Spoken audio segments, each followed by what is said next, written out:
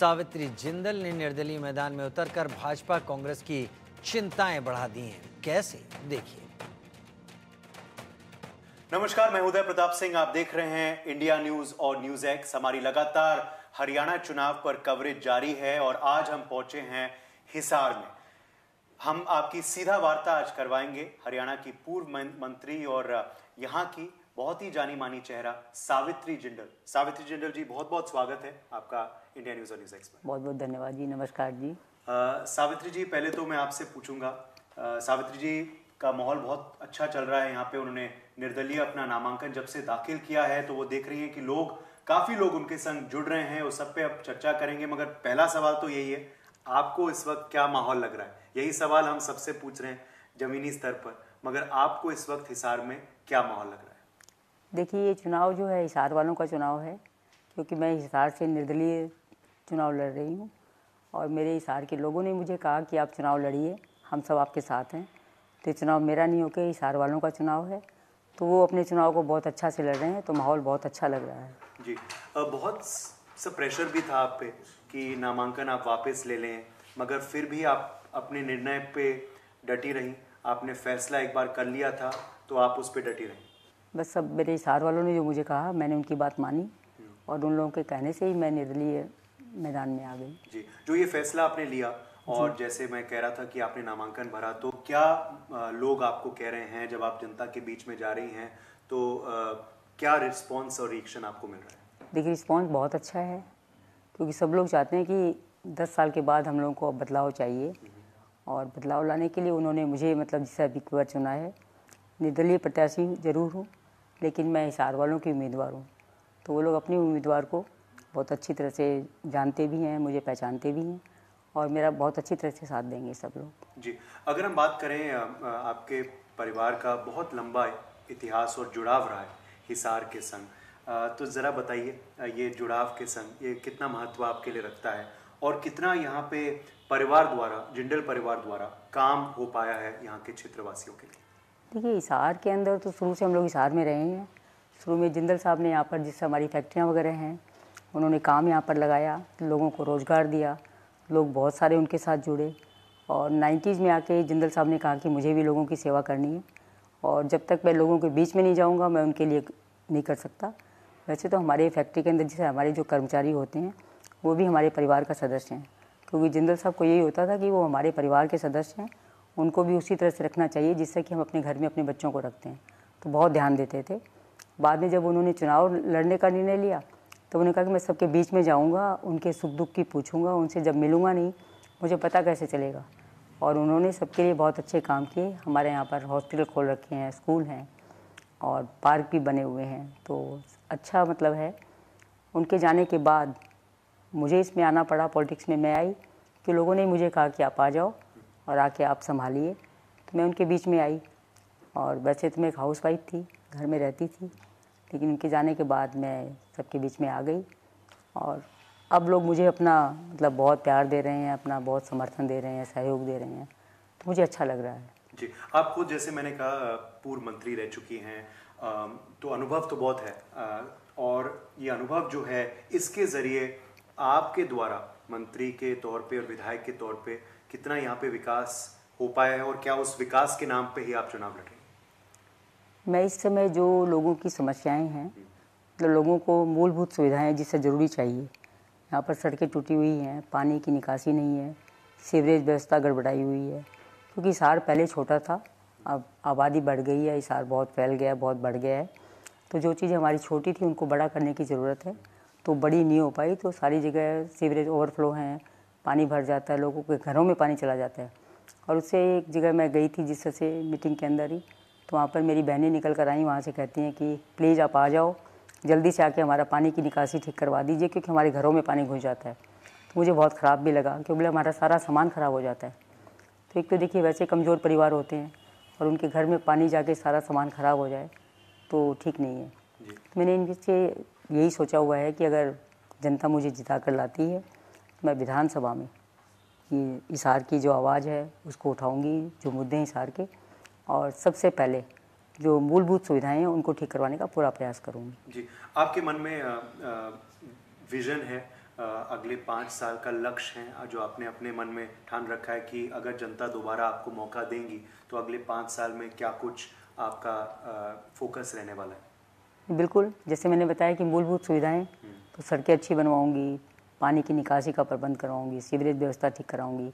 और एक हमारे शहर के अंदर पशु जिससे सड़कों पे बहुत होते हैं, तो उनको भी मतलब पशु मुक्त तो मैं नहीं करना चाहूँगी कि नहीं कर सकूँगी, लेकिन ज़्यादा से ज़्यादा पशु जो हैं, जैसे गौशालाएँ बहुत सारी खुली हुई हैं, तो उनके अंदर हम लोग भेजने की पूरा कोशिश करेंगे कि उसमें गौशाला में चले जाएँ पशु, तो जिससे कि सड़कों पे कई बार एक्सीडेंट हो जाते हैं, रात को पता नहीं चलता क्योंकि बीच में सड़क के बीच में बैठे हुए होते हैं और कई बार चोट लग जाती है, कई बार एक्सीडेंट्स हो जाते हैं, तो उसमें डेथ भी हो जाती है। तो पूरा प्रयास करूँगी कि इन सब चीज़ से हिसार को मुक्त करूँ और हिसार को बहुत साफ़ सुथरा सुंदर शहर बना दूँ। जी, पिछले 5 साल में कितना हो पाया है या नहीं हो पाया है, ये सवाल भी मैं आपसे पूछूंगा विधायक द्वारा।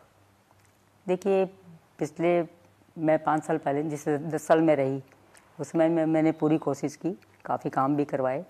जगह जगह से पानी की लाइन नहीं थी, हमारे शहर में पानी नहीं होता था, तो पानी की लाइन डलवाई सारी जगह, तो पानी पीने का सब जगह आने लगा। और अब मैंने आपको बताया कि शहर बढ़ गया है, बहुत बड़ा हो गया है, आबादी बहुत बढ़ गई है, तो और ज़्यादा की ज़रूरत है। तो जितने पिछले सालों में मुझे नहीं मालूम कि क्या हुआ, कैसे हुआ, लेकिन मैं आने वाले समय में बहुत अच्छा से करके जो मूलभूत सुविधाएं हैं ये सभी लोगों को करवाने का पूरा प्रयास करूंगी कि मूलभूत सुविधाएं सबको मिले। अच्छी सड़क, पानी, सीवरेज व्यवस्था ठीक हो, ये सबको मिले। और बच्चों को जो युवा हैं उनको बेरोज़गार घूम रहे हैं, तो उनको भी कोई न कोई ऐसी स्किल उनको दिलवाएं, उनके हाथ में हुनर आ जाए तो वो अपना काम खुद भी कर सकते हैं और कहीं पर सर्विस करके अपना बढ़िया से अपना जीवन यापन कर सकते हैं। महिलाओं के बीच जब आप जा रही हैं तो क्या रिस्पॉन्स वहाँ मिल रहा है, क्योंकि कहीं ना कहीं महिला फैक्टर भी हावी रहने वाला है इस चुनाव पर। बीजेपी भी लुभाने की कोशिश कर रही है महिलाओं को, इसलिए मैनिफेस्टो में कह रहे हैं बहुत कुछ है महिलाओं के वास्ते।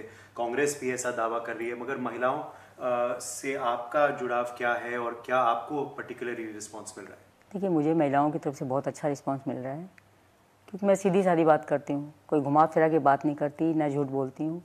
तो जो बात सच्ची होगी, मैंने उनसे यही कहा है कि जो बात आप मेरे ध्यान में लाओगे मैं उसको पूरा कराने का प्रयास करूँगी, क्योंकि झूठ बोलने से कोई फ़ायदा नहीं है। वादे इतने ही करने चाहिए जिसको कि आप पूरा कर सको, तो वादे करने से भी कोई फ़ायदा नहीं होता। तो मैंने मेरी बहनों से भी यही कहा हुआ है कि अगर जो आप मुझे कहोगे मैं आपके साथ मिलकर उनको पूरा करवाने का प्रयास करूँगी। आप ये भी ऐलान कर चुकी हैं कि आपका आखिरी चुनाव है। क्या ये आपका आखिरी चुनाव है? क्यों आपने ये फैसला लिया और उस वजह से इमोशनल भी हैं क्या आप? नहीं, ऐसी कोई बात नहीं है। सोच तो यही रही थी कि आखिरी चुनाव ही हो, लेकिन जितना जैसे हो सकेगा 5 साल तो मैं ज़रूर सेवा करना चाहूँगी कि सबकी सेवा कर सकूँ। तो आगे के प्रभु जी के हाथ में और जो करवाएंगे।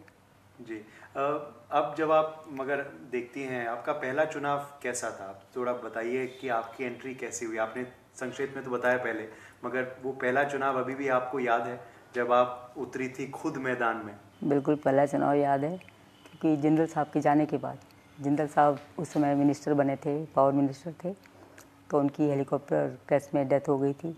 तो उनके जाने के बाद मेरे शहरवासियों ने भी और मेरे परिवार ने भी यही कहा कि आप पॉलिटिक्स ज्वाइन कर लो, इससे क्या कि आप लोगों से मिलते रहोगे, लोगों की सेवा करोगे, काम करोगे, आपका मन लगा रहेगा। तो उस वजह से मैं फिर पॉलिटिक्स के अंदर आ गई। आने के बाद थोड़े दिन तो 6 महीने आप लगा लीजिए, मुझे बहुत दिक्कत हुई, क्योंकि मैं तो एक हाउसवाइफ थी, घर के अंदर रहने वाली थी। बाद में धीरे धीरे करके मुझे सबसे मिलने जुलने का जिससे मौका मिला, अच्छा लगने लगा। लोगों के मैं छोटे छोटे काम करती रही, तो उससे जब उनके काम होते थे, उनके चेहरे पर जब मैं मुस्कान देखती थी कि उनका काम हो गया, तो मुझे बहुत अच्छा लगता था। और यही वजह है कि मैं चाहती हूँ कि मैं छोटे छोटे काम भी उनके हों, मैं कर सकूँ, जिससे कि उनको थोड़ी भी खुशी दे सकूँ। वही मेरे लिए बहुत बड़ी बात होती है। जी, क्या दुख अभी भी है कि बीजेपी ने आपको टिकट नहीं दिया? नहीं, ऐसी कोई भी बात नहीं है। मुझे जो निर्दलीय चुनाव लड़के अच्छा लग रहा है, वो शायद हो सकता है उसमें ना अच्छा लगता, क्योंकि इस समय पूरी जनता मेरे साथ है और मैं जनता की उम्मीदवार हूँ। तो चुनाव ये जनता का चुनाव है, मेरे शहर के लोगों का चुनाव है, तो वो अपने चुनाव को बहुत अच्छी तरह से लड़ रहे हैं। मैं सिर्फ उनकी एक प्रत्याशी हूँ। मेरा तो अपना एक ही वोट होगा, बाकी सारी मेरी जनता वोट देगी। तो वो इनका चुनाव, वो अपने चुनाव को लड़ रहे हैं अच्छी ये बड़ा आपने दिलचस्प बात बताई कि जनता आपके चुनाव लड़ रही है, आप बिल्कुल। स्वयं ही नहीं। मगर क्या आपको लगता है फिर कि जनता भी कहीं ना कहीं निराश थी, हताश थी कि आपको टिकट नहीं मिला मुख्य पार्टी से?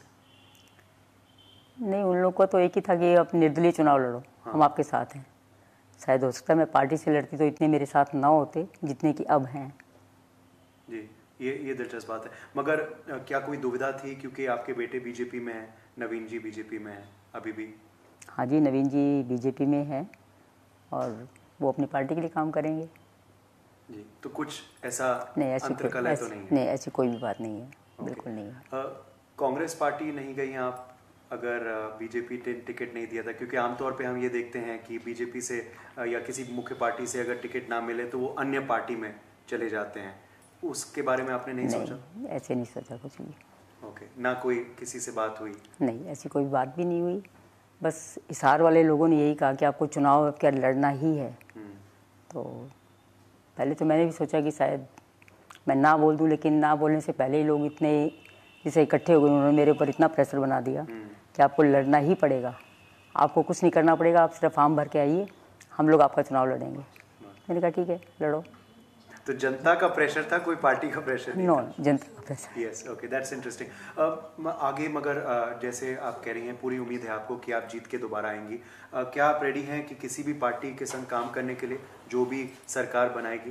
देखिए, अभी तक ऐसा कुछ सोचा नहीं है, खाली इतना ही सोचा हुआ है कि मैं निर्दलीय चुनाव लड़कर और मेरे इसका हिसार के जो मुद्दे हैं उनको जोर शोर से विधानसभा में उठाऊंगी और हिसार के लिए पूरा काम करने का प्रयास करूंगी। मुख्य फाइट बीजेपी के संग है या कांग्रेस के संग? ये देखिए, ये तो मैं नहीं बता सकती, आप लोग बता सकते हैं। मुझे लगता है किसी के साथ कोई टक्कर नहीं है, क्योंकि जब जनता का चुनाव है, सारे लोग एक तरफ लगे हुए हैं, तो फिर किसी के साथ कोई टक्कर वाली बात ही नहीं है। जी, आखिरी 2 सवाल मैं आपसे पूछूंगा। एक तो हम देख रहे हैं कांग्रेस की तरफ से काफ़ी ये जातीय जनगणना की बात उठ रही है, जाति निकल के आ रहा है चुनाव में। क्या आपको लगता है कि जाति भी एक अहम मुद्दा है इस बार, या आपके लिए नहीं? देखिए, हिसार में तो ऐसा कोई मुद्दा नहीं है। हिसार में तो सिर्फ और सिर्फ विकास का मुद्दा है। लोगों को यही है कि हमें सारी सुविधाएं मिलनी चाहिए। हमारी सड़क टूटी हुई है, पानी नहीं है और पानी घरों में भर जाता है। सीवरेज व्यवस्था हमारी जगह जगह, जिससे जब आपको मालूम है कि स्मेल आती है, गंदी स्मेल आती है, लोग वहाँ पर रह रहे होते हैं। तो इन सब वही मुद्दे हैं यहाँ पर, और कोई ऐसी बात नहीं है। बाकी किसी चीज़ की मैंने कोई सुनी नहीं है बात, मेरे सामने कोई भी बात ऐसी नहीं आई है अभी तक। जाति की अब तक नहीं जी। और जैसे आप कह रहे हैं स्थानीय मुद्दे हावी हैं राष्ट्रीय मुद्दे पर यहाँ इस समय सिर्फ स्थानीय मुद्दे, असल में हिसार के अंदर तो सिर्फ स्थानीय मुद्दे हैं, राष्ट्रीय मुद्दे अभी तक कोई भी ऐसे नहीं है। जी जी। और आखिर में मैं ये भी पूछूंगा, क्योंकि ये बात सब जानते हैं कि आप देश की सबसे अमीर महिला हैं, मगर आपको मिलके ऐसा लगता नहीं, क्योंकि आपकी पर्सनैलिटी ही ऐसी नहीं है, सरलता है, आप जुड़ी हुई हैं ज़मीन से। तो ये कैसा अनुभव है, अलग अनुभव है लोगों का आपके साथ? देखिए, मैं जब हिसार में रहती हूँ तो मैं हिसार वालों की तरह से रहती हूँ, बिल्कुल सिंपल, और वैसे भी नॉर्मल में भी इसी तरह से हूँ। तो इसलिए किसी को पैसे वाली कोई बात ऐसी है नहीं कि मतलब मैं दिखाऊं किसी को कि मेरे पास बहुत पैसा है या कुछ है।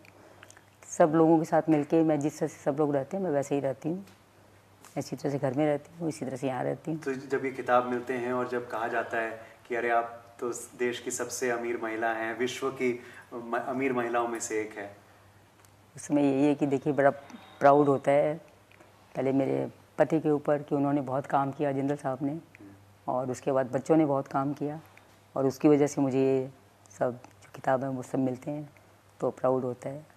आप बच्चों को क्या सलाह देती थी बचपन में बिजनेस के बारे में, और क्योंकि आपको भी इतनी जानकारी है? असल में शुरू से जिंदल साहब की एक ही बात थी कि ईमानदारी और मेहनत करते रहो, ईमानदारी से काम करो, मेहनत करो, तो सफलता अपने आप मिलेगी। तो यही मेरे बच्चे भी अभी यही करते हैं कि ईमानदारी से काम करते हैं, मेहनत से करते हैं, कभी झूठ नहीं बोलते, धोखा नहीं देते किसी को। तो सबसे बड़ी बात यही होती है कि किसी को धोखा नहीं देना चाहिए, और ईमानदारी और मेहनत से काम करो तो सफलता मिलती है। गर्व है कि जिंदल नाम जो है और कंपनी जो है इतने सालों से उसी मकाम पे है।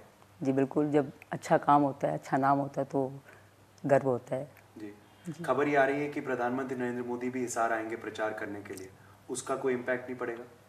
नहीं, लेकिन आज मैं सुन रही थी कि शायद वो नहीं आ रहे हैं यहाँ। ओके, पूरा नहीं पता, लेकिन शायद। तो पीएम मोदी फैक्टर रहेगा आपको लगता है यहाँ के चुनाव नहीं पे? नहीं, यहाँ के चुनाव पे कभी कोई असर नहीं रहेगा, क्योंकि ये चुनाव जो है एक ही अलग तरह का ही चुनाव है। तो अब की बार जो हिसार की जनता ने जो फैसला कर लिया है वो उसको पूरा करके दिखाएंगे। जी, और टॉर्च मिला है आपको सिंबल? जी, ये मुझे टॉर्च का सिंबल मिला है। जी जी, ठीक है। Thank you so much for joining us thank you, Savitri बहुत जी। अच्छा लगा जी और आपसे बात बिल्कुल, करके। और हम देखते रहेंगे आपके प्रचार को बड़े नज़दीकी से और आपको शुभकामनाएं देते हैं।